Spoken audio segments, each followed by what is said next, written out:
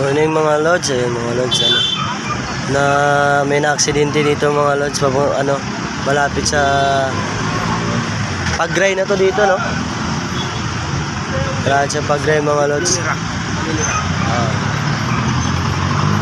Pagray Unirak mga lods, babae na ano. Yan mga lods, inaano na. Ginagamot ng mga lods at dadalhin sa ano, ambulance. Ito yung ambulance mga lods. Nirescue na.